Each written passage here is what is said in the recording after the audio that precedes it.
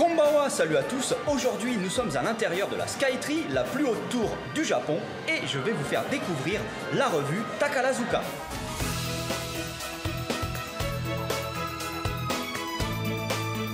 Alors, je sors de l'ascenseur le plus haut de la Skytree qui nous mène à 445 mètres d'altitude. Un ascenseur qui d'ailleurs nous met tout de suite dans l'ambiance revue cabaret. En effet, Takarazuka, c'est une revue japonaise assez particulière car elle n'est composée que de femmes. Et du coup, les femmes jouent tous les rôles, aussi bien les rôles masculins que féminins. Et si chez nous c'est à peu près quasiment inconnu, au Japon c'est une véritable institution car les Takarazuka ont été créés en 1914 par un industriel japonais, et oui, mais d'année en année leur popularité n'a cessé de grandir à tel point qu'elles méritent évidemment leur événement au sein de la Skytree. Là, j'ai traversé la magnifique Tembo Galleria sur laquelle on retrouve toute l'histoire de la revue Takarazuka. Il y a même des endroits où on appuie sur des boutons pour entendre la voix des actrices les plus célèbres.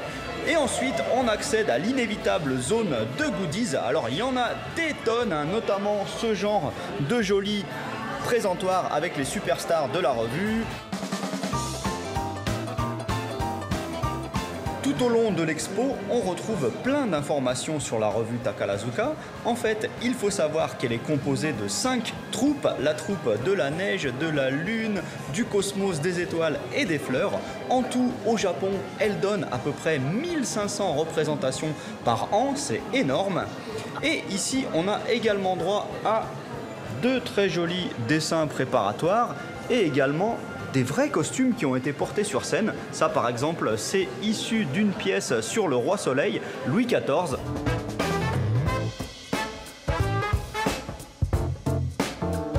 Maintenant, je suis au niveau de la Tembo Deck à 350 mètres d'altitude et ici, on peut assister à quelque chose d'extraordinaire. En effet, ils sont capables de projeter des films directement sur les vitres de la Skytree. Et donc, il y a eu un film d'à peu près 8 minutes qui est une sorte de petit best-of de la revue Takarazuka. Ça présentait les différentes troupes, les actrices les plus célèbres. Voilà, je sais, ces dames japonaises qui essayent de se faire passer pour des hommes, ça a un petit côté kitsch, mais je pense également que c'est ça qui fait tout le charme de cette revue. À la plus, ja ne.